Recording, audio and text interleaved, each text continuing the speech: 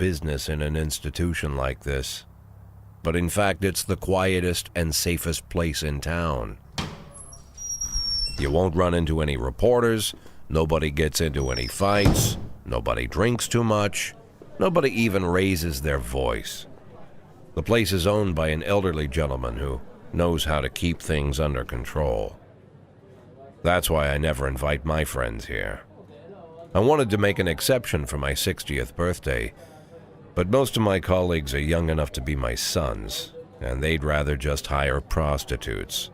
Why stare at some boobs when you can take the whole package for yourself? But there's none of that in our club. Even looking too long is considered indecent. You can get an occasional glimpse, like by accident. The rest of the time you just pretend that you're immersed in conversation, or just come by for a drink. Doesn't mean these gentlemen wouldn't want their bald heads smothered in tits. It's just that nobody says it out loud. My younger colleagues might call it hypocrisy, but I call it the good old-fashioned manners. Good manners and leave the rest unsaid. She agrees to unbutton her blouse, and we agree not to pay too much attention. The girls are on a quiet prowl, too. They're looking for a way out of their cramped rooms. Maybe make friends with some wealthy patron with a pacemaker and dentures. Everybody wants something. But we have to control ourselves, or we'll all turn into libertines and prostitutes. Hell, if there weren't any rules, I'd be belching and farting, jumping up on the table, arms held high, yelling, "Shake it, baby!"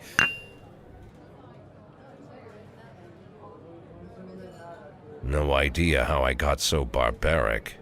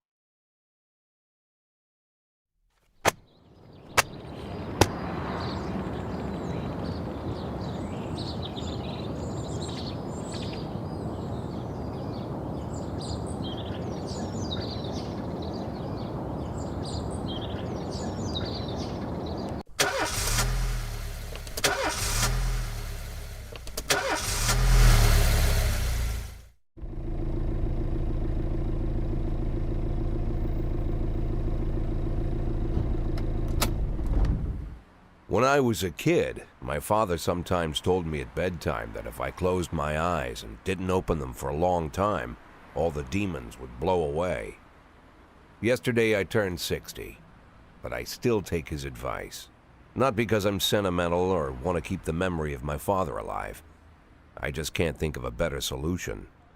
To get away from all the demons that haunt Freeburg, I'd need to wear a blindfold 24/7. Plus, it's a good idea to act blind when talking to reporters. At least that's what my colleagues say. They're afraid of press conferences. But for me, it's more like a confessional. No matter what lies you tell, you're privately thinking the honest answers. It helps me remember who I am. The fact that I'll be reading all about it in the papers tomorrow is a small price to pay. Call it penance for the preacher.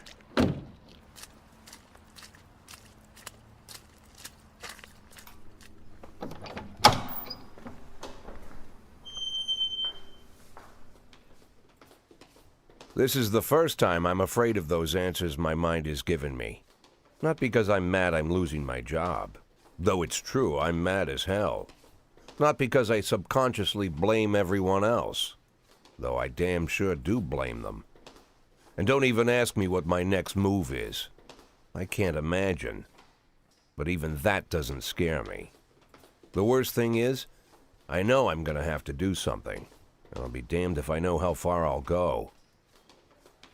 I may have a lot of vices, but predictability isn't one of them.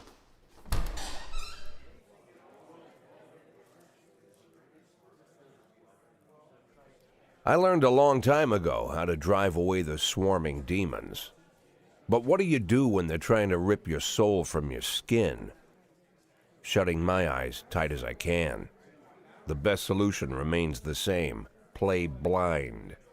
I just hope the reporters think I was blinded by the camera flash.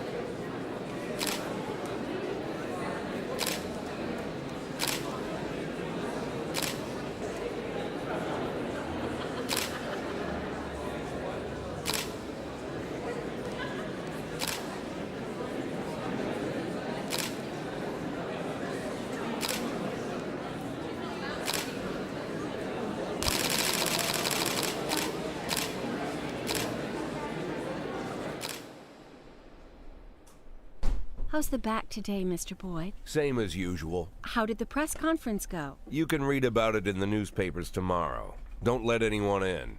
Even Mr. Kendrick? Especially Mr. Kendrick.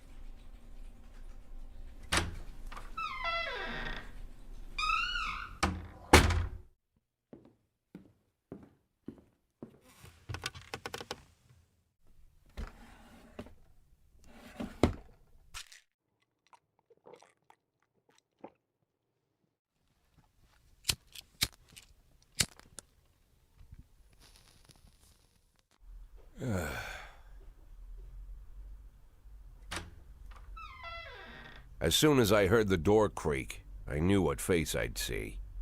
When I tell Emma not to let anyone in, there's only one man it could be. Rude, arrogant, no warning. That's Mayor Rogers in a nutshell. White summer shoes, white socks, white shorts, white polo shirt, and the white smile of a hungry shark. Mayor Rogers enters every room like he owns the place. Even the floorboards under his feet sound like they're creaking an apology. He never shied away from the odd corruption scheme. It's like the devil walks behind him.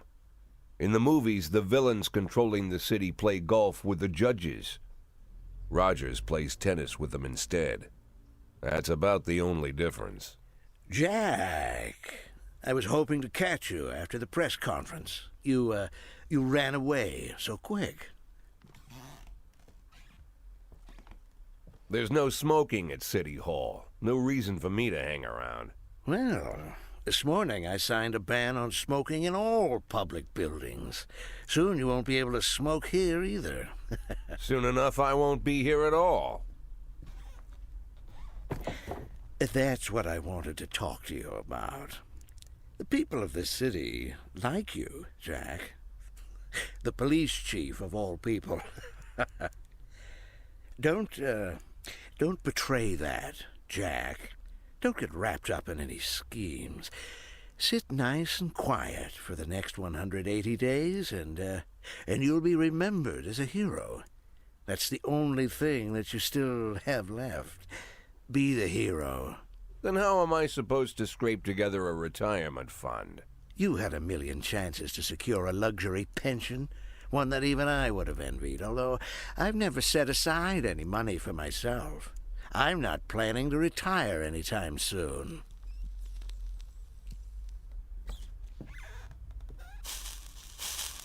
"180 days of quiet, Jack. That's all I need. I don't have any problems with you, and you won't have any problems with me. I have a new assistant, Troy Starr. If you have something to tell me, call him. But try not to bother him. He's a busy man." I'll do my best. "And quit smoking up the office. One of my friends will be using it soon."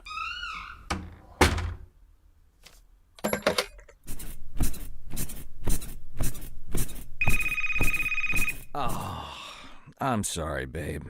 Only the mayor has this number. Mr. Mayor? Yeah, is this Troy Starr? Yes? Go fuck yourself, Troy Starr.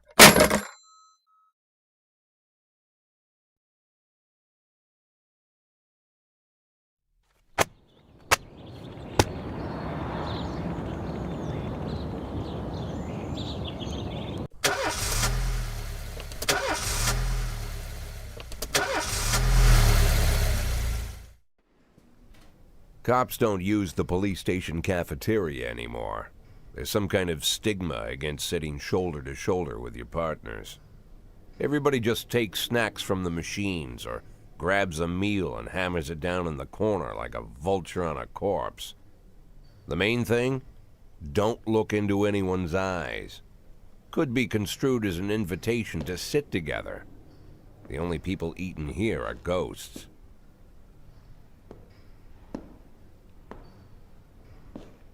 My deputy, Francis Kendrick, he recently became one of those ghosts, the subject of one of the most devastating corruption scandals in the history of Freeburg.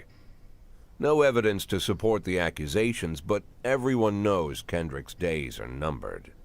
I need that file I asked for. Needs to be ready tonight. Francis didn't say anything, but I understood.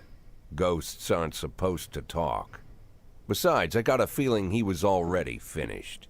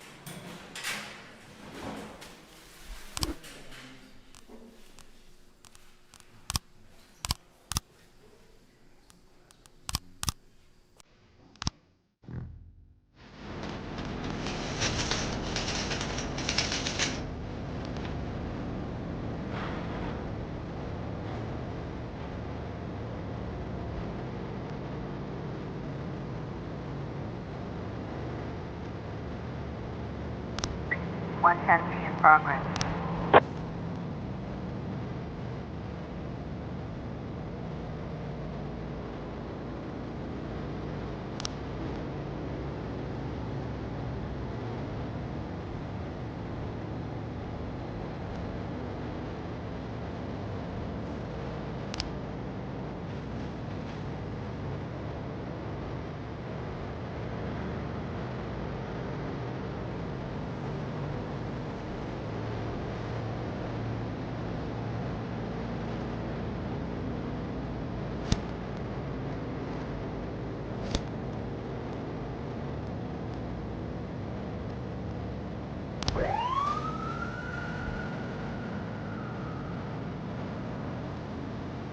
Serial 11A in progress.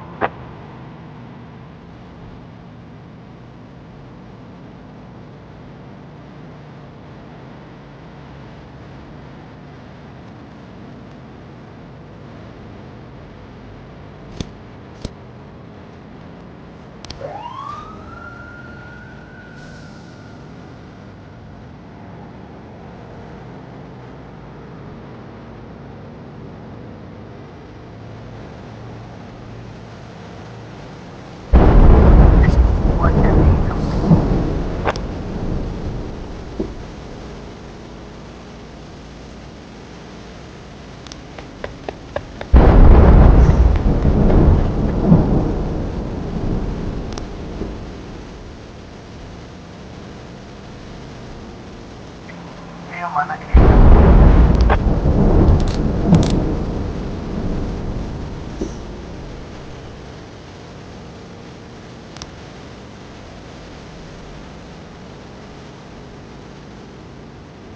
910C in progress.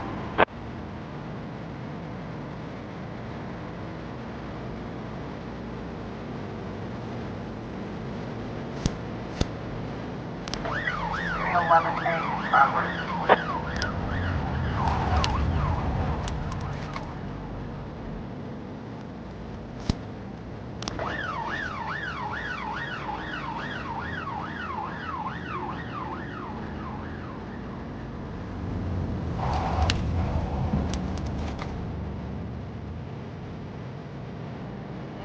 412 in progress.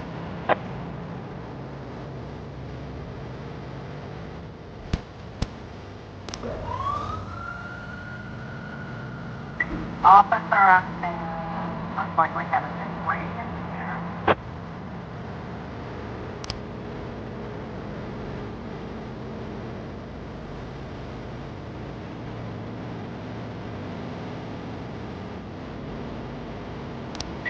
Access.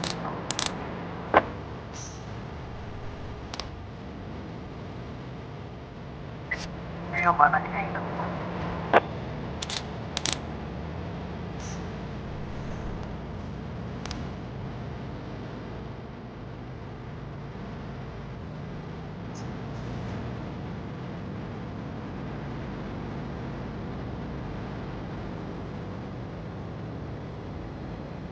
Four 12A.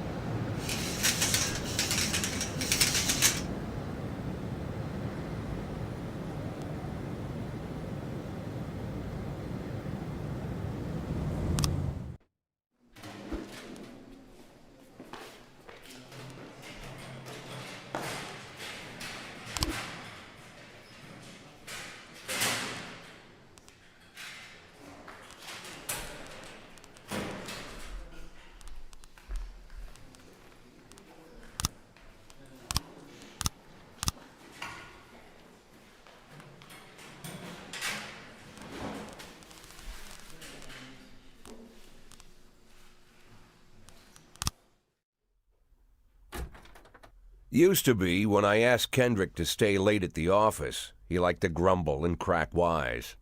Nowadays, he doesn't have the strength for it. Slumped shoulders, blank stare, wrinkled skin.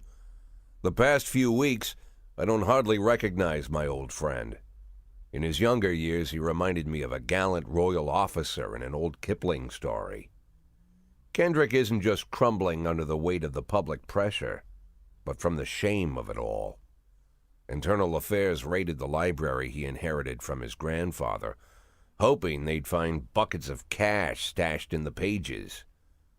Heard about the look on his face, the fearless policeman standing helpless in horror. I've known Francis for 30 years. The past 20 years he's played loose with the law. And I know that at a certain point every stolen dollar brings more misery than anything else. Probably sounds crazy, but I sympathize with the guy. What can I do? Your friends are your friends, and these are the waters we swim in. Called all of the people on that list today. Now they know you're in business, so you could get a call from any of them. You don't need to worry about any of them. I've cleared them all. And what kind of business are we talking here?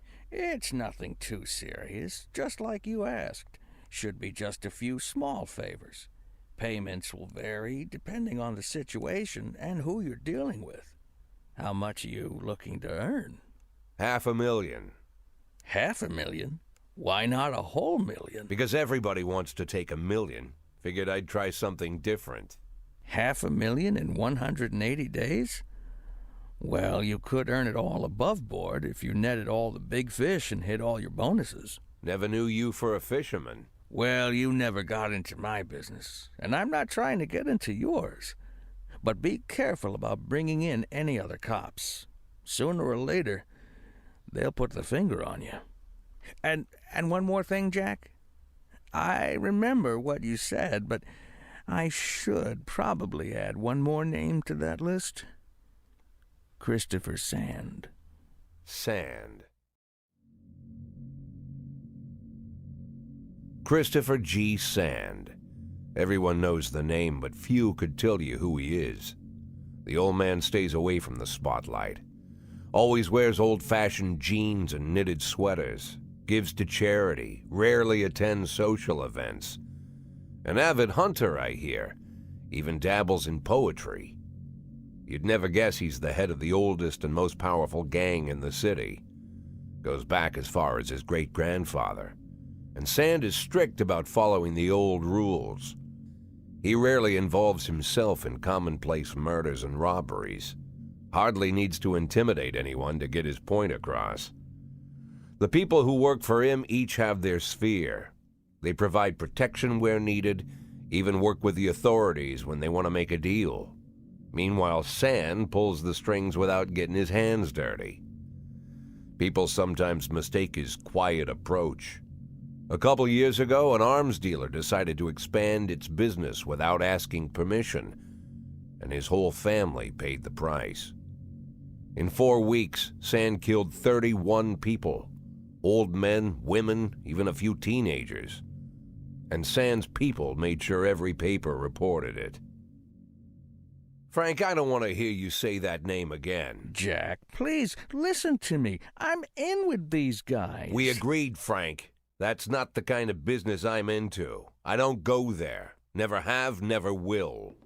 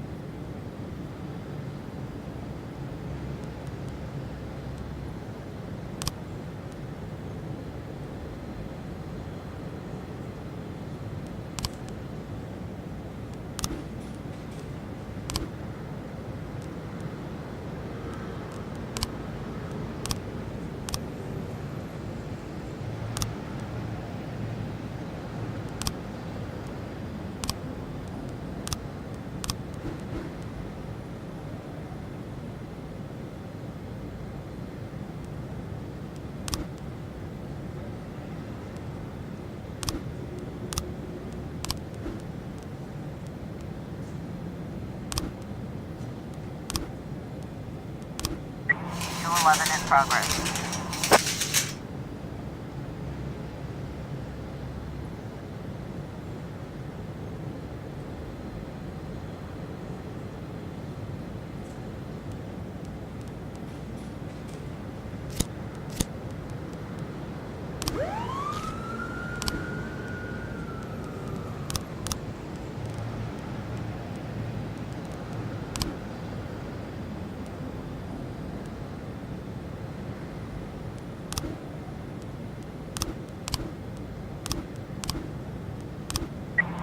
211 in progress.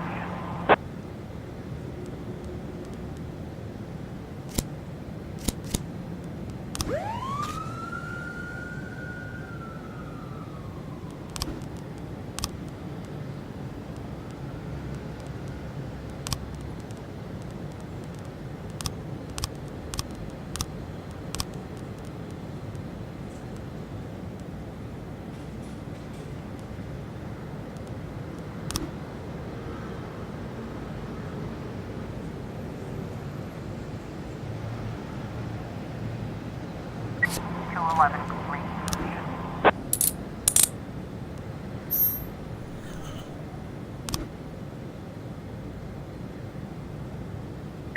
1210 in progress.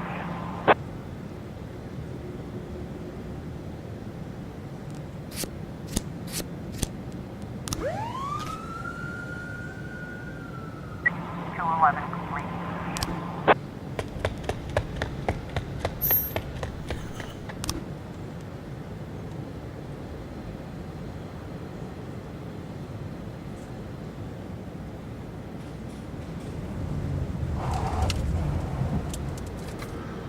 Twelve ten complete.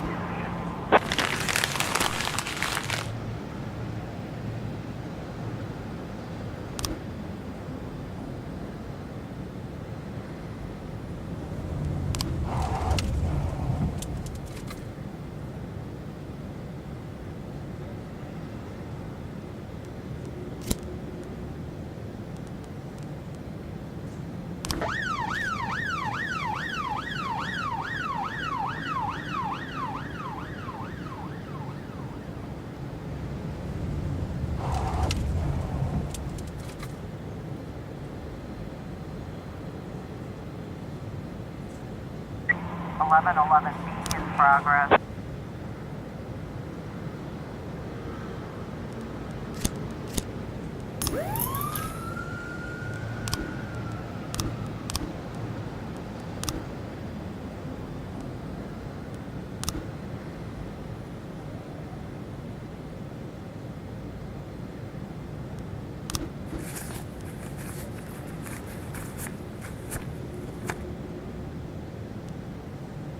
Four 11 in progress.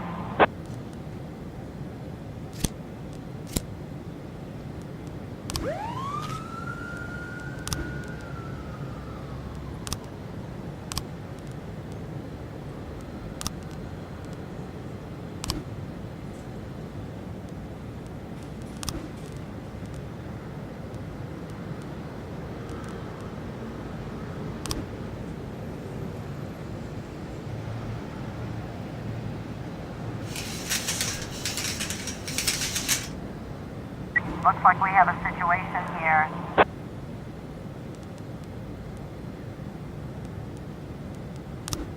Eleven B complete.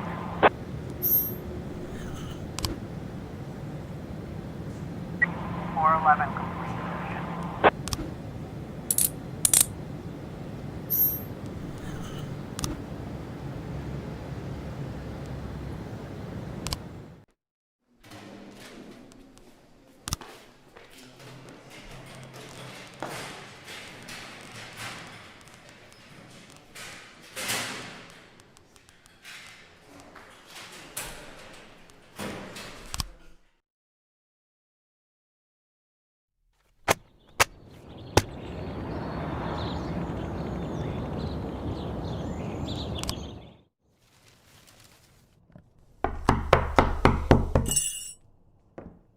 Whenever I'm alone at home and there's a knock at the door, I always hope it'll be my wife, Laura.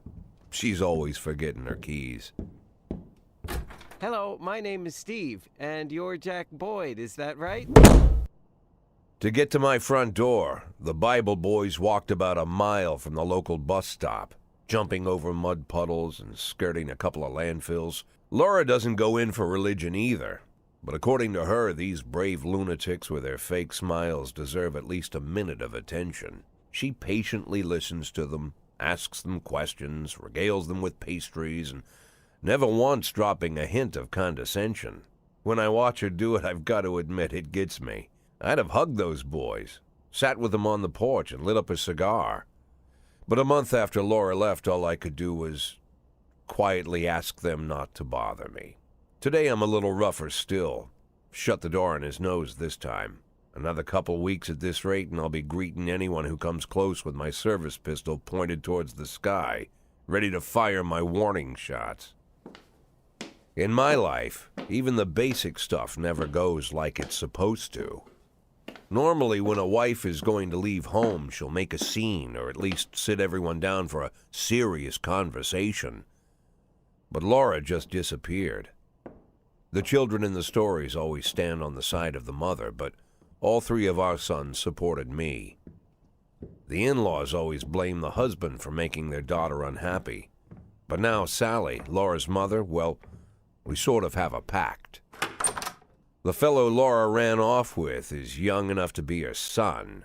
I hear he's 30 years old. Of all the possible information a man can know about his wife's lover, I get hit with that. Fortunately, Laura's mother doesn't like the way it sounds either. Sally figures this guy just thought he'd have some fun with a mature woman, but he'll be back chasing college girls before the year is out. So we have an agreement. Sally's gonna track down Laura and try to reason with her, and we'll arrange a meeting. Meanwhile, I'm supposed to not do anything stupid, which of course means anything at all. It's a crazy situation. I'm the police chief, and the person I'm trusting to find my wife is an old woman armed with a phone book. But I can't afford to lose Sally as an ally.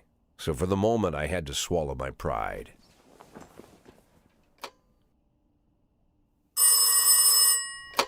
Hello.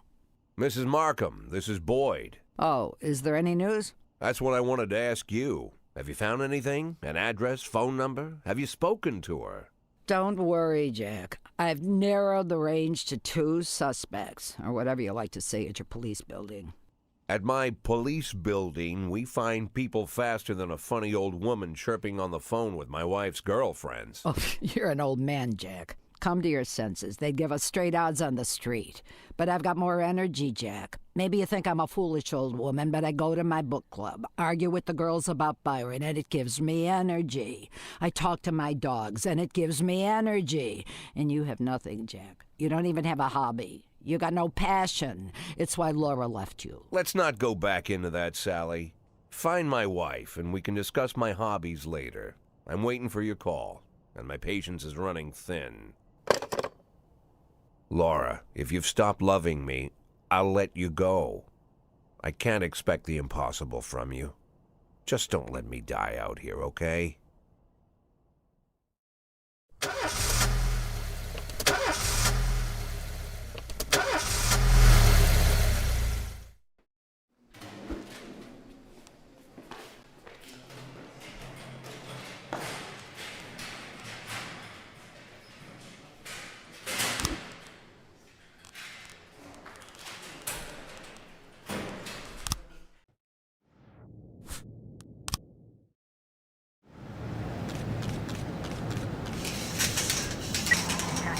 in progress.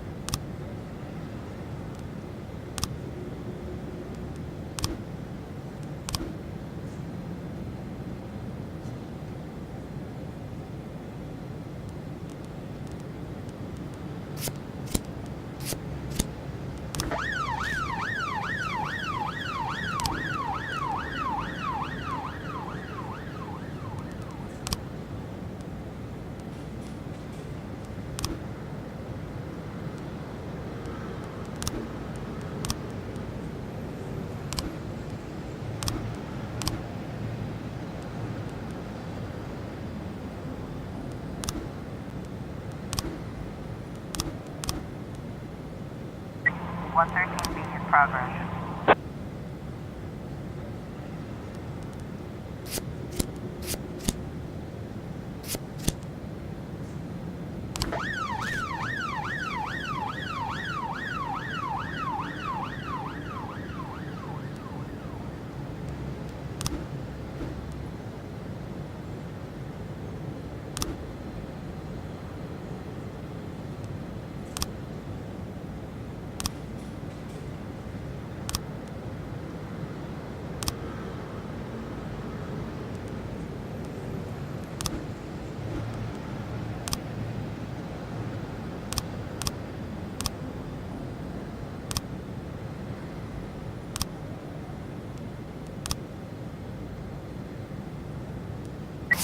Twelve complete.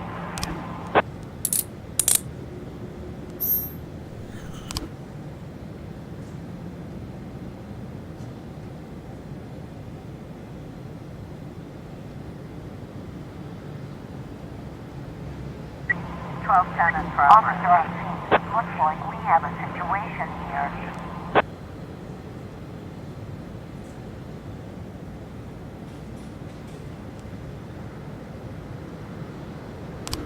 One thirty complete.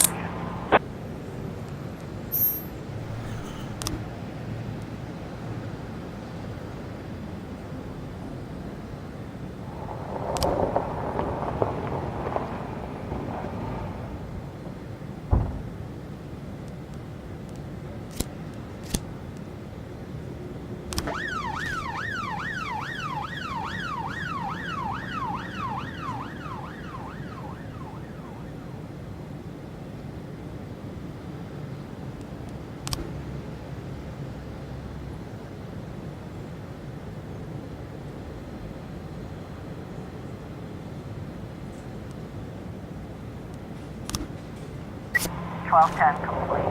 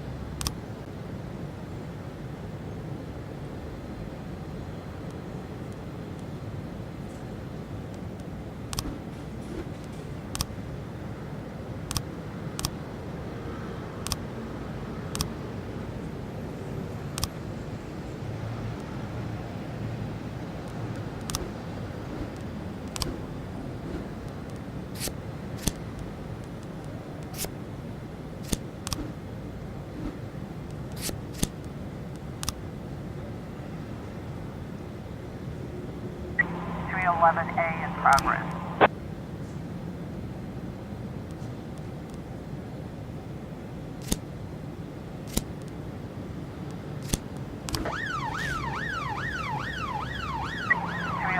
A in progress.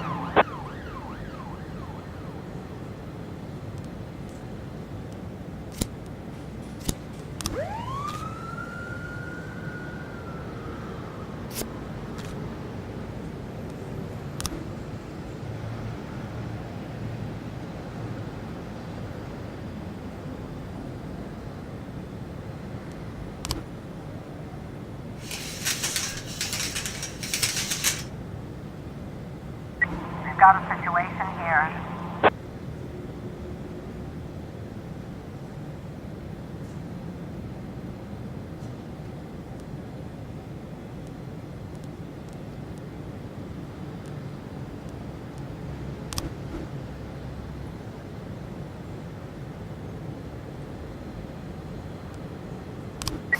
A complete.